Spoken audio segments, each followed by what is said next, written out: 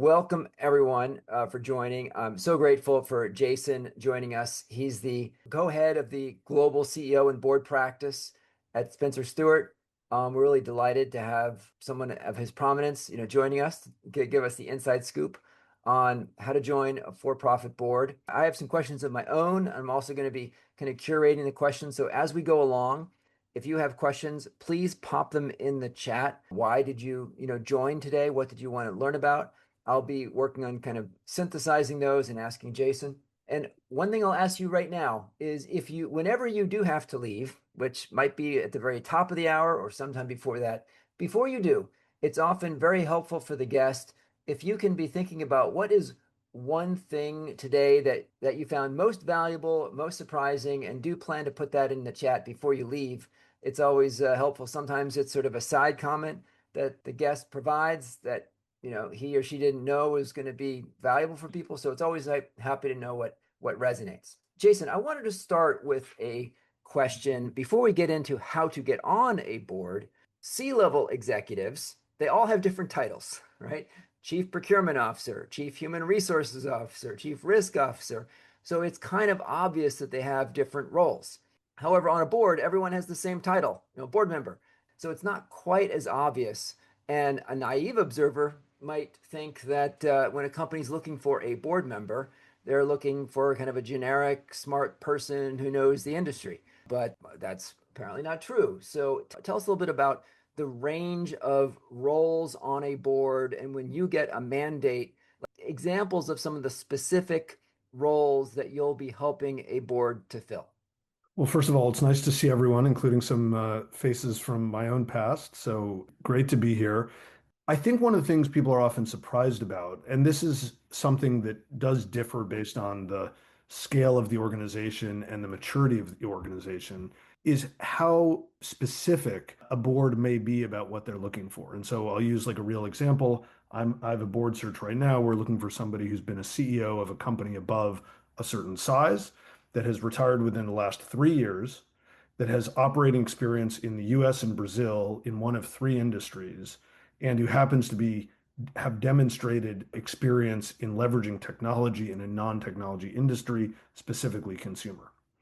And then when I add to that the size they're looking for is above 12 billion in market cap, you start to go, okay, I'll call that one person, and then I'll let you know what he or she says. So the challenge is often we get these extraordinarily tight specs because boards, more sophisticated boards, even nonprofit boards, will often go through an exercise of laying out all their board members on a grid and saying, if we've got some compliance related things we need to do, like have a qualified financial expert, maybe have a general counsel or whatever they're looking for, they'll then also have a set of things that are specific to that company's strategy or operational needs. We want somebody who's this.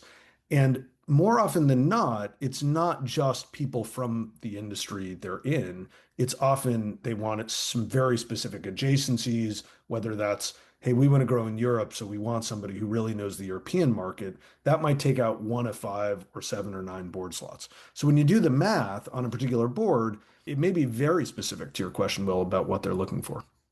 Okay, and then are there sort of various categories? So you gave like a specific example, but do companies often typically want, one finance person, one sort of data analytics person, one HR kind of compliance person, or what are the types of slots that you typically see? So I would say the most common request is for people who have been recently or active CEOs. That is always, if we can fill the board with as many of those as they can take. And then within that, different nuances. So that's always the number one request. The number two request are CFOs with some nuance to the kind of finance organization they have.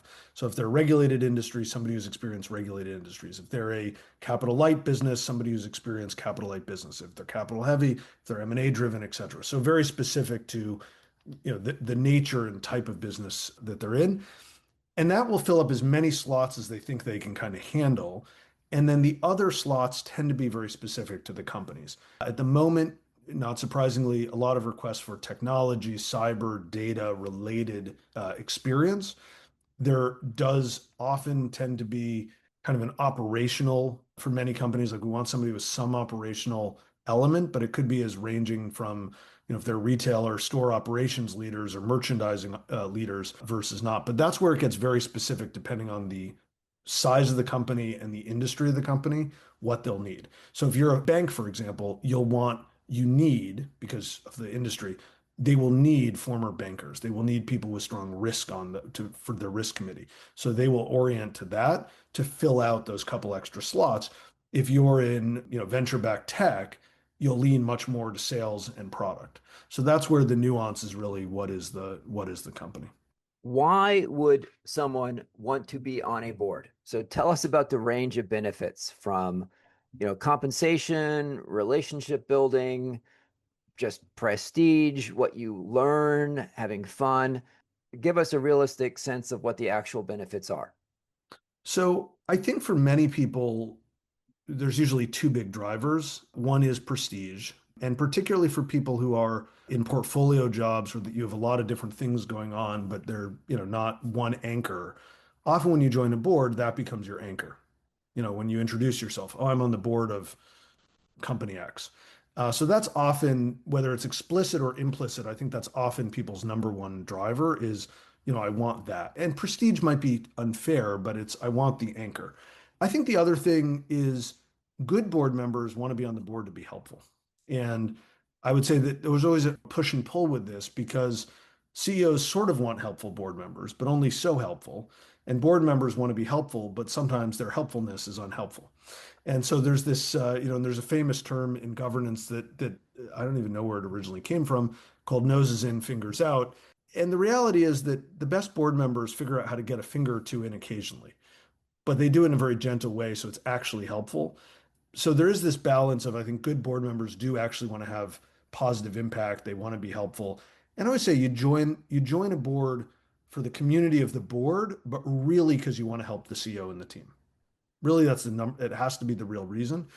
And then I would say some of the other things you asked about, compensation is varied for a private board. It could be options and the hope of money for a small private board that's not in tech and more of an operating company. It could be a $30 to $70,000 a year stipend. For a larger board, it could be 100, 150. For a public board, it could be 300, 350. So even on compensation, the range is quite high. But I would say very few board members do it explicitly for the money. And I would say that it's usually my clients will say if they need the money, it's probably not a good fit. Like if this is really something they depend on. And the reason is that if you need the money, you're not objective enough and the board becomes too important to you. And so I always tell people you have to be on a board you're willing to fire yourself from, because otherwise you'll not give the CEO the advice they most want to hear at times. But there are lots of people who put together three or four boards, and that's how they fund, some of their lifestyle. Okay.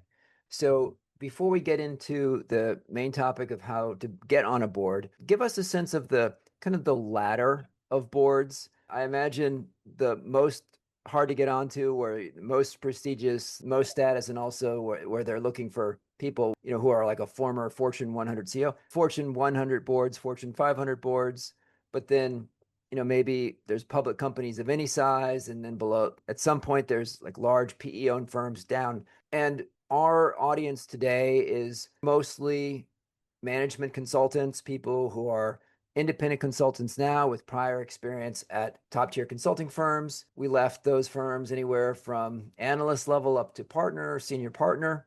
Some of us have worked at private equity firms. For our kind of audience, where we are not a Fortune 500 CEO kind of person, where in that ladder is a realistic aspiration to think about getting a board role? I mean, first of all, there's no downside of having aspirations beyond the highly probable. So I'd say don't limit your thinking to just what you think is highly possible because you never know.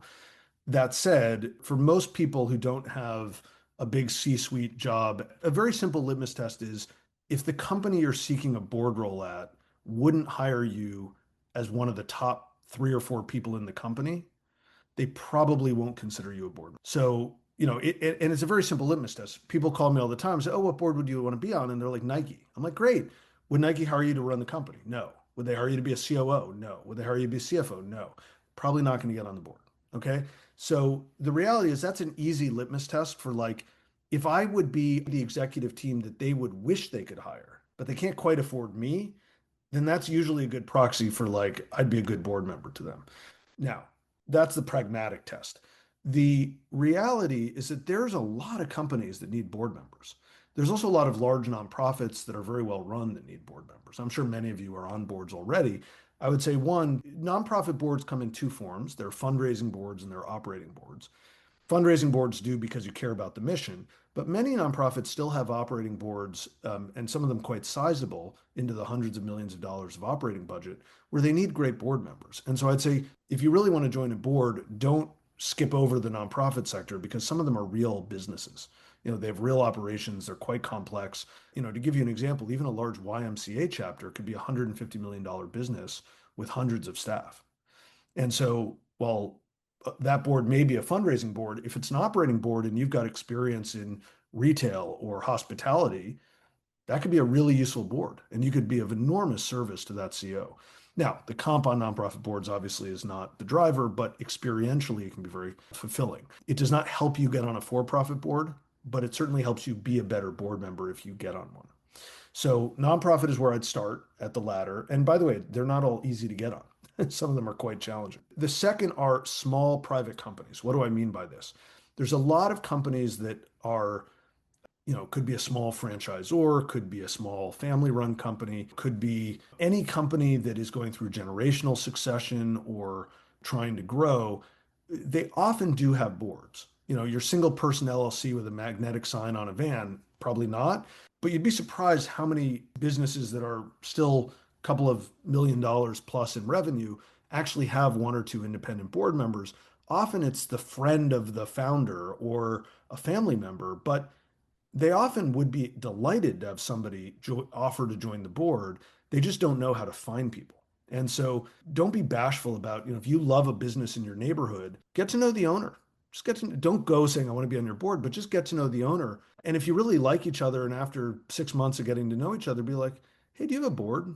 So those things are often not thought of, but there's a whole spectrum of what I'd call true small businesses in America that need good board members.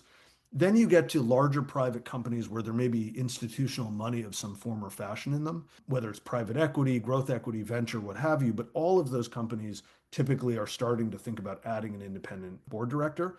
And again, the best way to go down that path is get to know the investors, get to know the CEO, be helpful to them, be of service to them.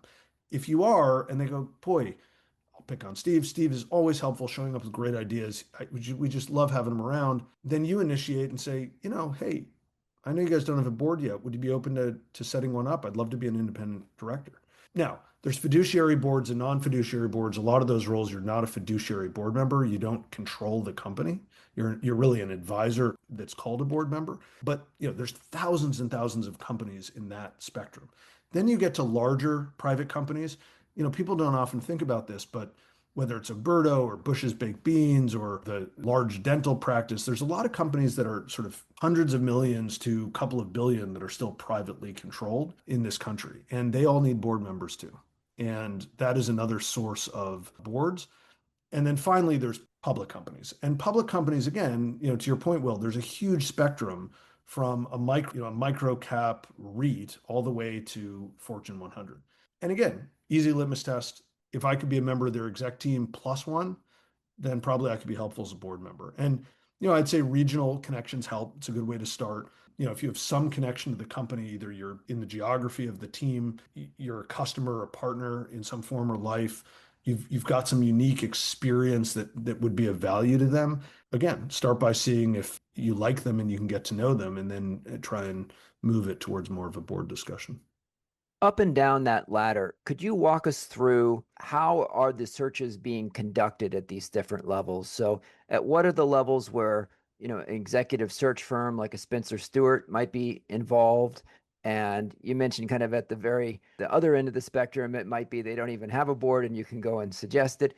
Probably in between, I imagine some cases like the private equity firm owners, or who is running the board searches at these different levels? So on almost all boards, there's two people that will matter. The chairman of the board could be the CEO and chairman. Now, if it's a CEO who's also the chair of the board, they might have a lead independent director noted. That one spot of whoever the independent chair of the board is, or the chair and the lead independent, that's sort of one critical seat. And the other critical seat is if they have a nom-gov nomination and governance committee or anything that sounds like that, that would be the other key person. And certainly on every public board, that would be listed in their filing documents. For private boards, it may be on their website, it may be on their LLC documents or their C Corp, whatever documents are filed with the state for them. Often will list their board as members of the company, and so those are the people you want to get to know, plus the CEO. So those are usually the collection of three roles that are involved in a board search of any kind. I would say search firms, and there's a spectrum of search firms as well. There are firms that may do some, smaller company board recruiting ad hoc, all the way up to a firm like ours, where we serve predominantly public or pre-IPO companies, or very large, private equity where they want one or two board members to come online. That's typically where we would come in. But I would say there's a spectrum of it tends to be more individual practitioners, maybe somebody who's an independent consultant and spends time on board governance and does a few board searches. I would also say bankers, lawyers, all the big law firms, all the big banking firms have board services. And even like at a local level, often if you look up your big law firms in town and say, who does the governance work at that firm? They'll often, even for the private companies, often been helping those owners think about these issues. And so even though they're not doing a search per se, they can be really helpful networking to understand, well, do you know any companies in town that could use help? And I would say that the vast majority of board searches don't go to formal search. The vast majority of them are done, word of mouth, who's out there, friend of a friend. The trick I always tell people is find people who have similarity to you that are already on a board of the kind you want to join and tell them you're excited about joining a board. Why? Because they'll get the call first because they're already on a board and they're a little more visible. And so when they say, "Oh, I don't have time," or "I'm not interested," they can say, "Oh, but Mike's great, call Mike." And that often is the densest way to get on a board is build a network of people already sitting on a board because they're going to get more calls about board seats than people who aren't sitting on boards. I often get the question, is it worth going to educational programs? That's usually a big question. I would say yes, if you want to learn about governance and you don't want to self-study, but they will not help. Having a Stanford board certificate is not going to help you get on a board. It just doesn't. But it does help once you're there. Similarly, things like NACD, and there's a bunch of other networking organizations in the board world. Most of those organizations are people who want to be on a board, like many of you probably do.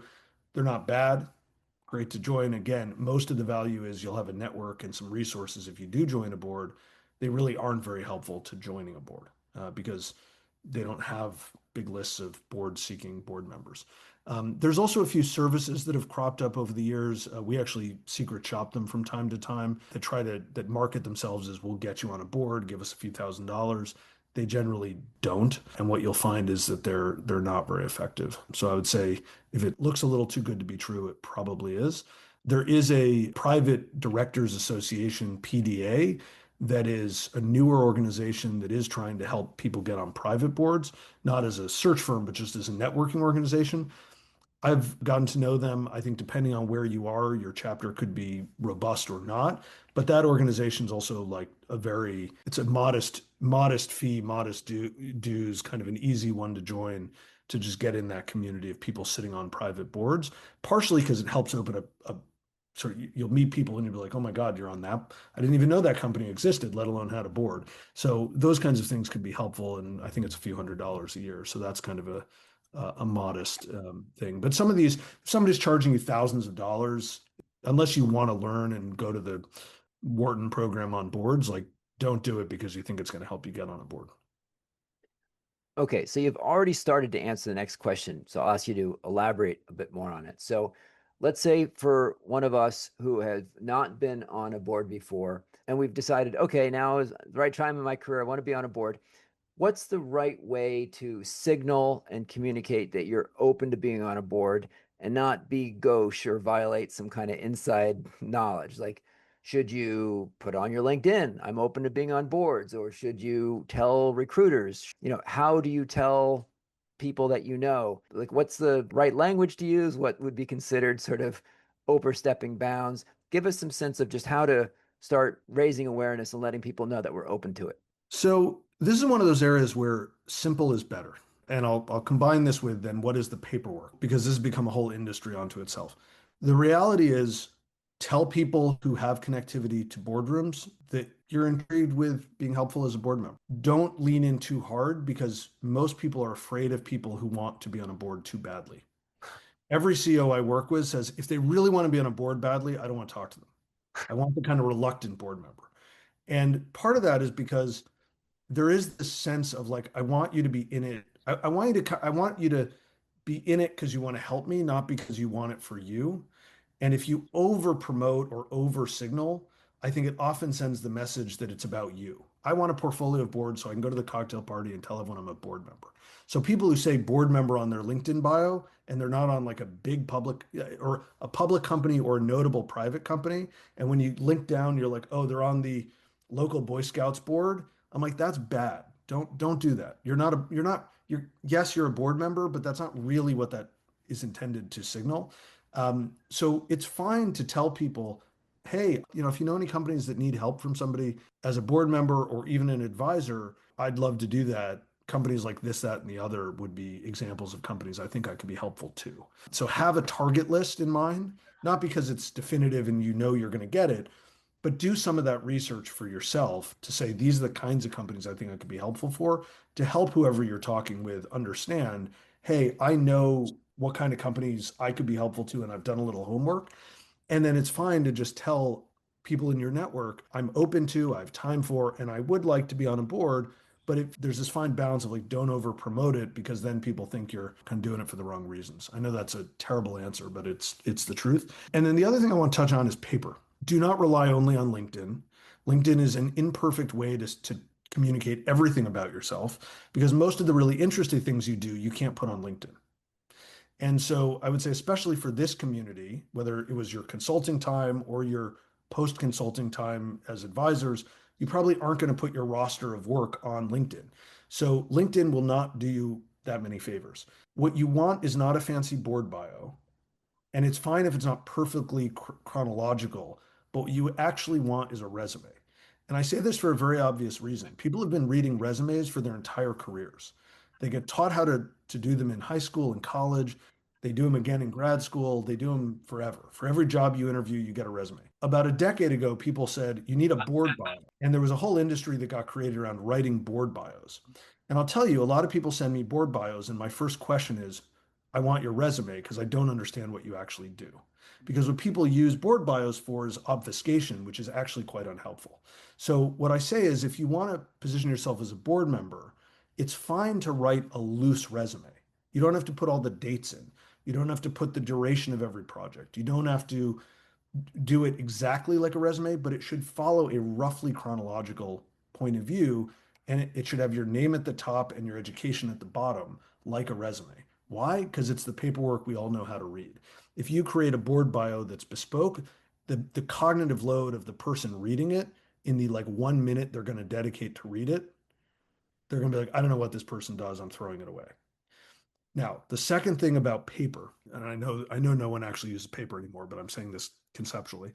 The other thing is the reason you want to do those courses or learn about what a board does is because when you then talk about your experiences, you want it to be relevant to what a board actually does.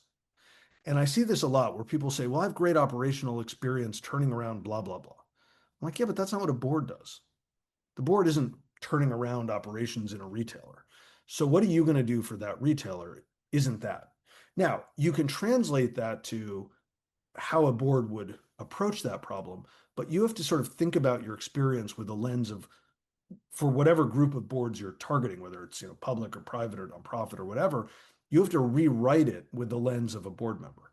It doesn't mean you say, I wasn't really an executive doing these things. You can say that, but somewhere on that you need to translate to the more relevant things for a board. And at the end of the day, the board is about governance, advice, risk, etc. It's not In many cases, it's not even setting strategy. It's being a sounding board and a counterbalance to the CEO on strategy. For some boards, they'll say they set strategy, but I think most CEOs would disagree. So anyhow, that again, it's a way to read it. And the other thing I'll share about that is show it to people who are on boards and get their reaction. Show it to other people, especially out of your industry, because I think everyone thinks their jargon makes sense to everyone else. And so you want to show it to somebody who loves you but doesn't know what you do, doesn't understand the world you work in, who can go, Alex, I have no idea what that says. Can you explain what this bullet means? Because it makes no sense to me. That's always a great test. It's like, somebody who's a family member who's well educated, bright, but doesn't not in your niche. Get them to read your bio or your CV because they'll help you understand that nobody else can understand it. And by the way, this is true of jobs and board members, but it's especially bad in board because people often themselves are coming from even a different industry or a different background. It might be a lawyer who's never had a business career sitting on the board who's reading your bio. So one is sort of de-jargon it. The second is have somebody who understands what a board does read it for that kind of board. Like, does it come across as somebody who could be helpful to a board versus an operator or an advisor? And then the third thing is, somebody who's relevant to the companies you're targeting. So they may not be on the board, but they're in that genre of company to kind of say, does this feel right for that size company, for example? A lot of times people say, well, I've advised all these big important companies. And I'll say, yeah, but you want to be on a $50 million board. So what they really want to know is like, do you have a good network to help them? What they actually might want could be very different than what you imagine. So it's good to also litmus test it with somebody who's kind of in that community. So those are a few thoughts. Jason, you talked earlier about nonprofit boards and mentioned the distinction between kind of an operating board and a fundraising board. For someone who would like to get on a for-profit board but doesn't have any board experience at all, how valuable would it be to first be on a nonprofit board? Like on a scale of 1 to 10, how much is a for-profit board going to weight that experience and value that experience? Is that like hugely helpful, demonstrate your ability to oversee risk, or is it of moderate, help? Give us a sense of that. So I would say generally, if the scale is 0 to 10, it's like, and 10 being really, really, really helpful, it's like a 0.5. But two exceptions. One, if it's a really notable board, right? The National Red Cross, right? That's a very different nonprofit board than the local chapter of the Boy Scouts. So one, it's like if it's a really notable nonprofit with a really big operating budget and a really, meaningful operation, that can matter more. Two, the network of the nonprofit board may help you get on a for-profit board, right? Because you'll be with other board members, some of whom will be on other boards. They might say, "Boy, I served with this person on a board, and they were so insightful. We should ask them to be on our board," right? So don't underestimate that. And then the third thing is it does help you actually, when you're interviewing for a board, you at least understand what a board does. And I wouldn't underestimate that. Even if you presented to boards your whole life, being on the other side of it, when you sit down to exec session and talk about the CEO's review, it's a very different thing than when you're doing the presentation to the board on strategy. So I would say that it is helpful once you're in the dialogue, but it's not going to help you get on the board in and of itself. People say, "Oh, Will was on the board of this nonprofit, therefore he knows all about boards and we should recruit him to this other board." All right. Earlier, you talked about the types of places where a search firm like Spencer Stuart would get involved, or smaller, more niche recruiting firms for potentially smaller firms. How should we reach out to search firms? I imagine that you're too busy to meet with all of us one on one, and you're not going to do that. If we submit our resume on spencerstuart.com, submit your resume, does that get logged somewhere? And would someone actually look for it if we are a fit for a board? Or do you suggest that we try to get a meeting, try to get an introduction, just submit our resume? Like, what's the right way for us to interact with executive search firms? So every time I do one of these, I'll get a flood of emails, LinkedIn requests, and what I'd say is you're right. I can't possibly respond to most people. Search firms are trying to make a market, right? So if I don't have anything and I don't think I'm going to have anything, the whole team won't have anything that's a fit for you. We're not reaching back out because we don't think you're a super talented person. It's just that we think the probability of us being helpful to you is actually low, right?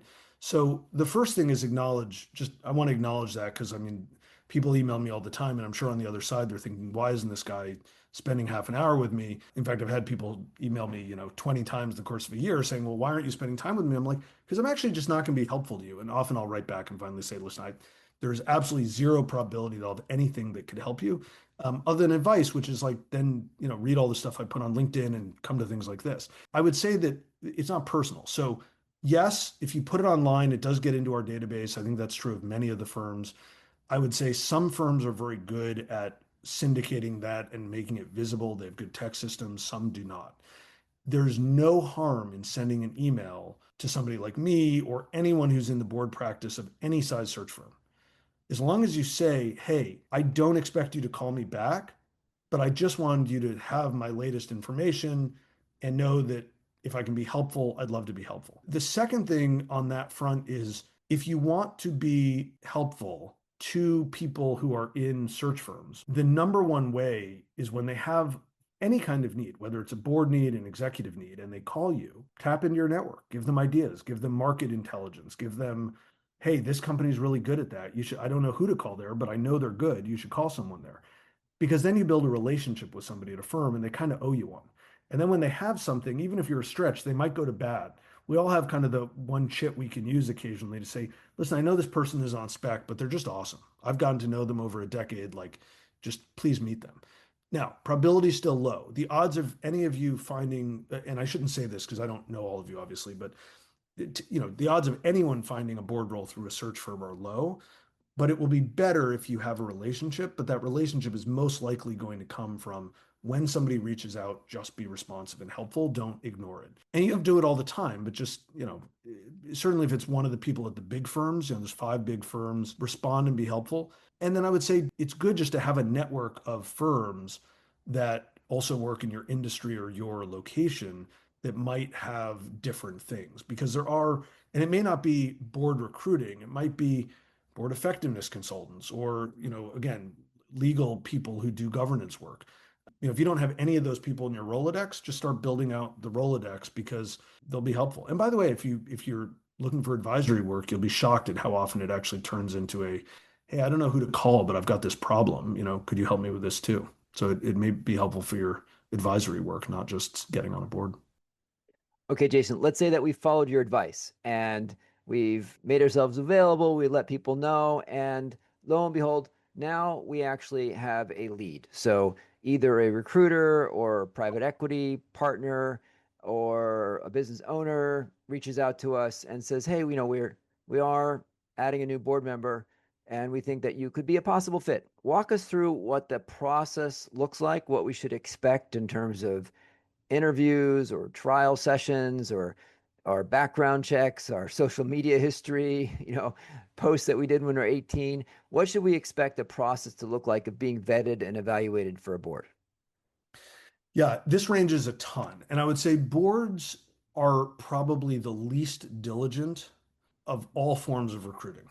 So a little bit shockingly, if you go for an executive interview, you might get assessed, you might go through 12 interviews, a work session, a background check, everything else.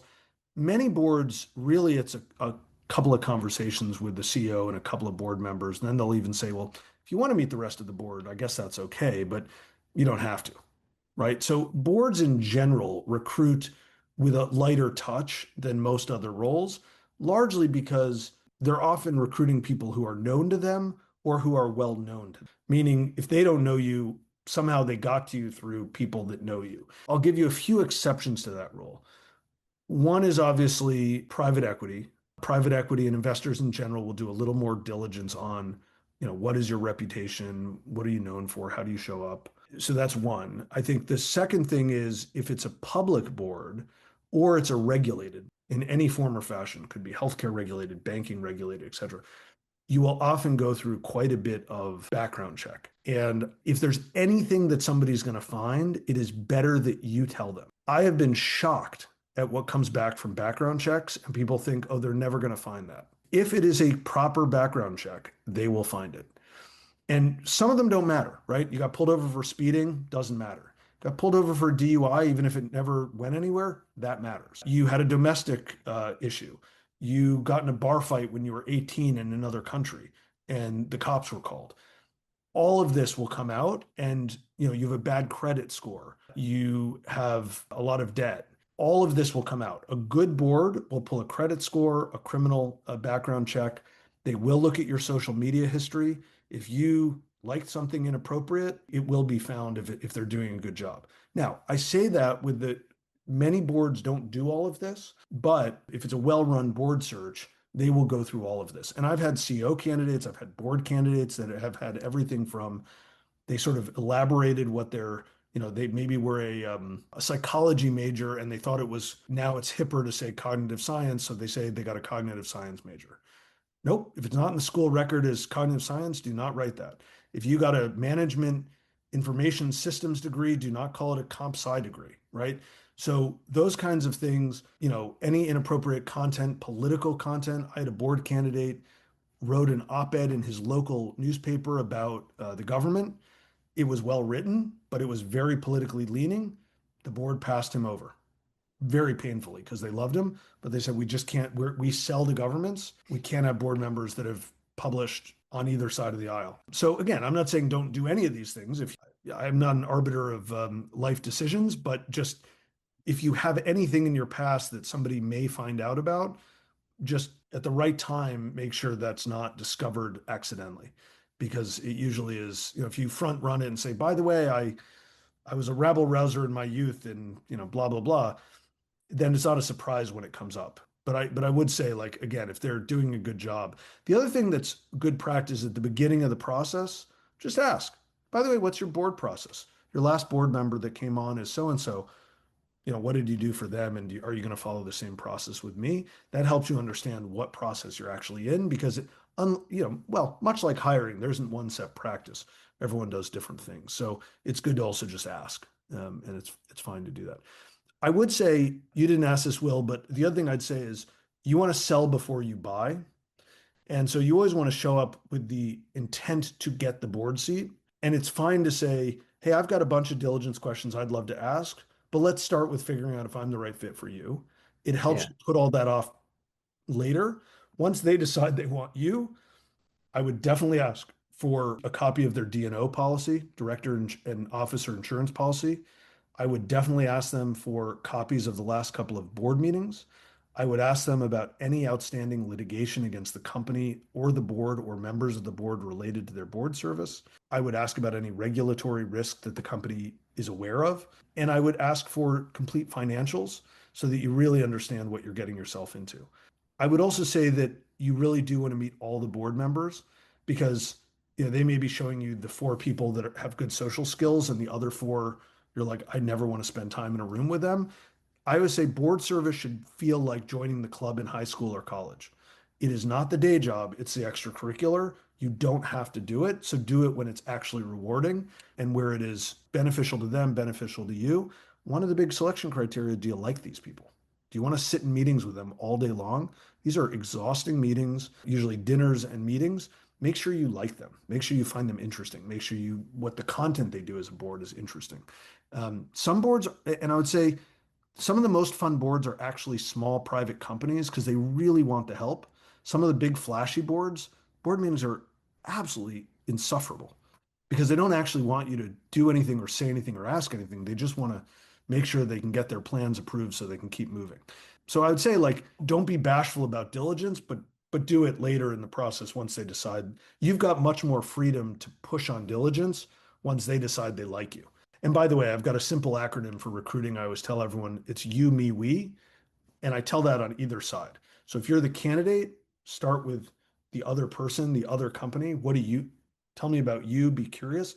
Then tell them about yourself. And then you want to talk about the amazing things you're going to do together. On the other side, I say do the same thing. But I would say hirers tend to do this less well. And listen, candidates, whether it's a job or a board role, it's always easier to start with trying to sell yourself and talk about yourself. But the reality is, people actually want you to start with them. Because if you know what's burning a hole in their mind share, it's much easier to be a good candidate.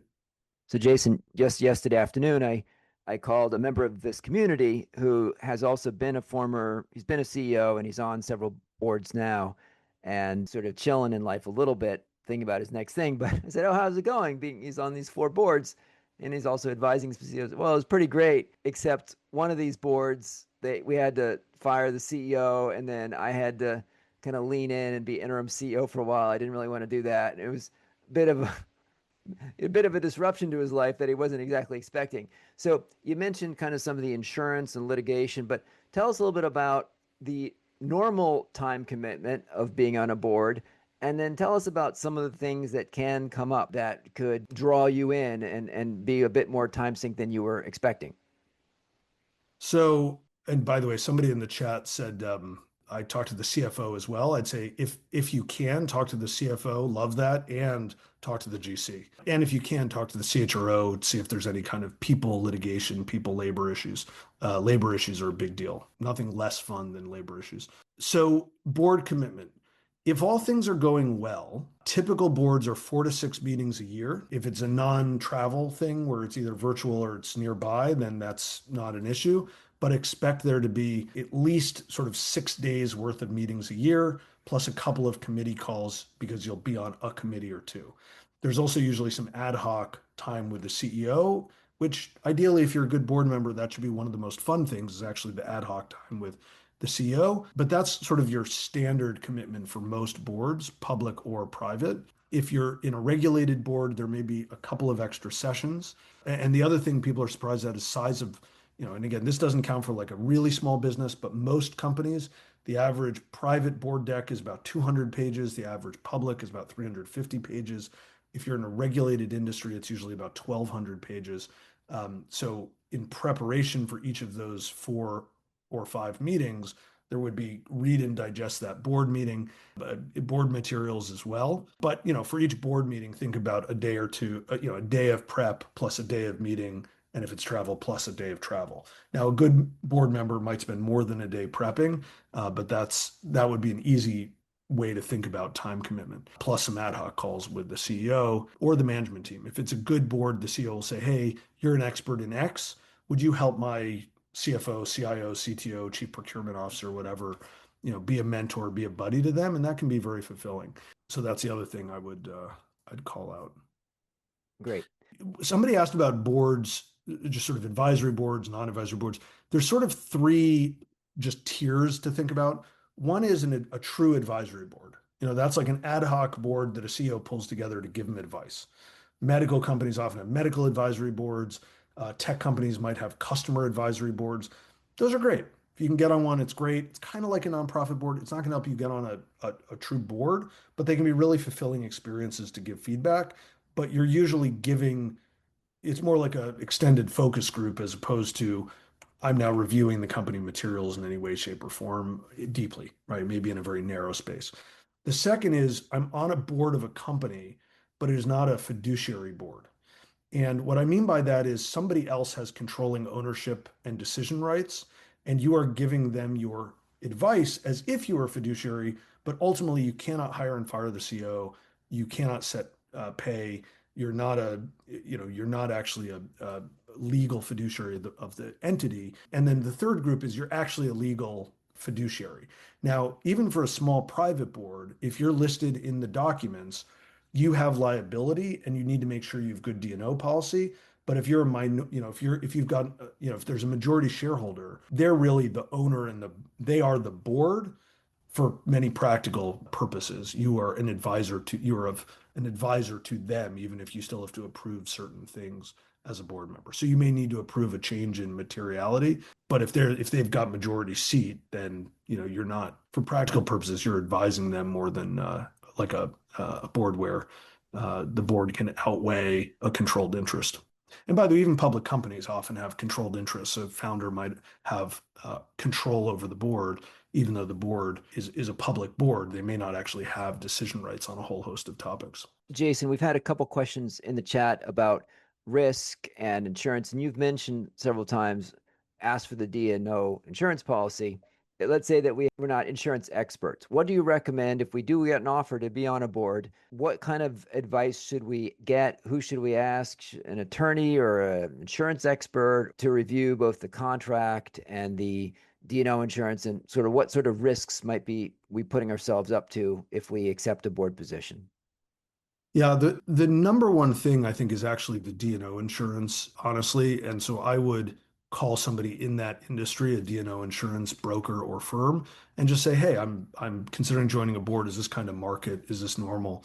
And there are different approaches to D&O insurance. I was working with a friend's company that was just a small private company. I was trying to give him some advice, and I said, "Well, send me your D&O documents." They had essentially no coverage for board members.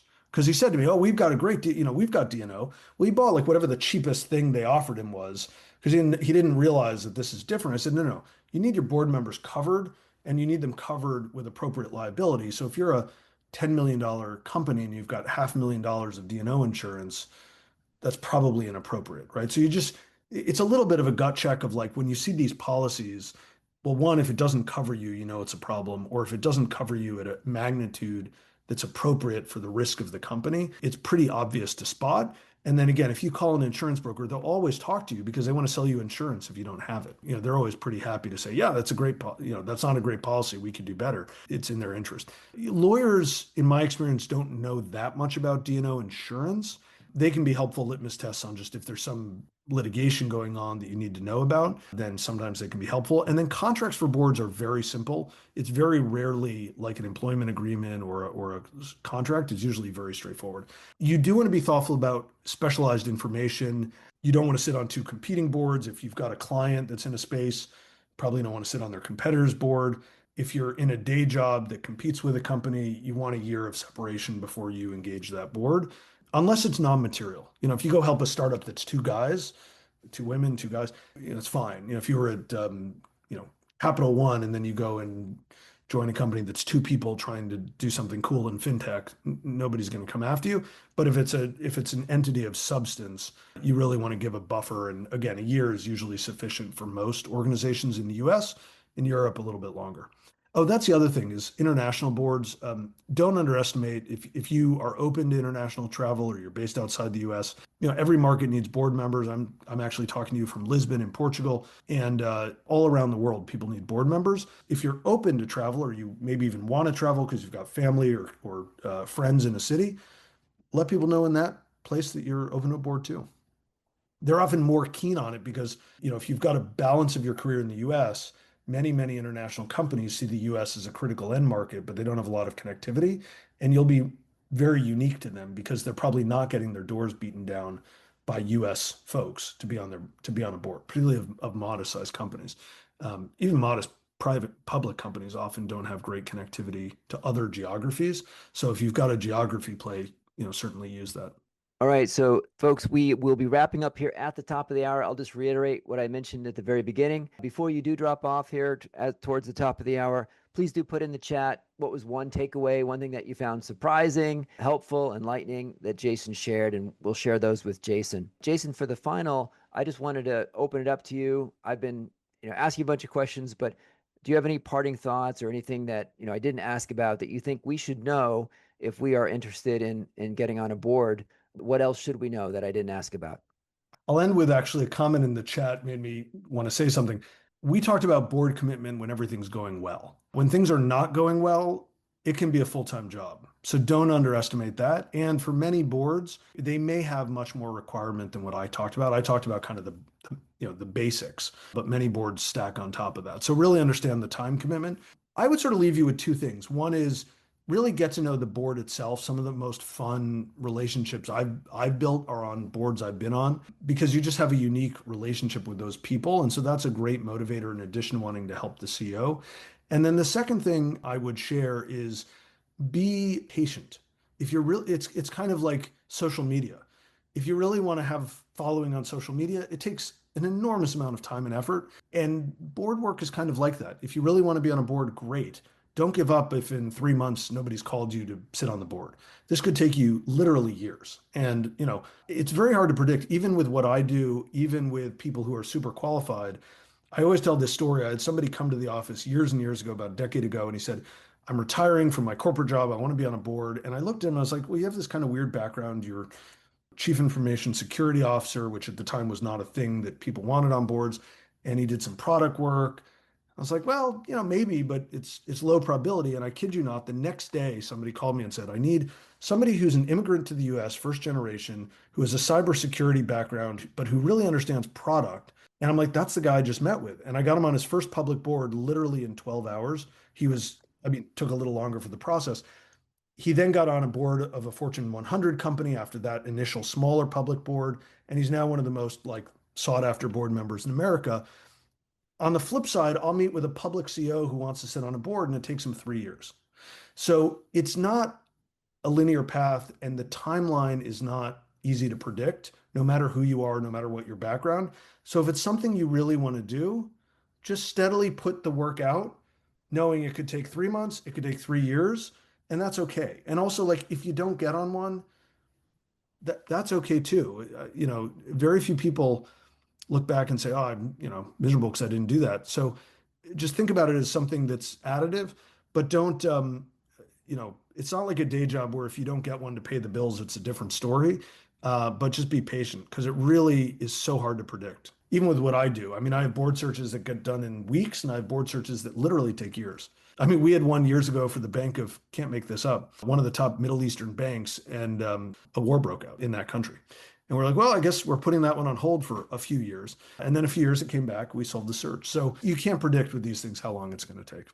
Well, Jason, one metric that I have is, I look at the number of participants about 10 minutes in and at the end of the hour, and we have 173 folks still on. And so there was a lot of persistence. And in the chat, clearly a ton of people were very appreciative, a lot of positive comments here. We'll leave those comments open. Thank you so much. Just grateful for you sharing your insights today. We'll kind of formally wrap it up here. We'll leave it open for people to put their comments in the chat. And Jason, thank you for joining. All right. Thanks everyone for having me. Thanks for staying on. And I just put in the chat, but if you do have a question, feel free to hit me up on LinkedIn. I'm always happy to try and respond. I'm just less effective on the I want a board. Please put me on one.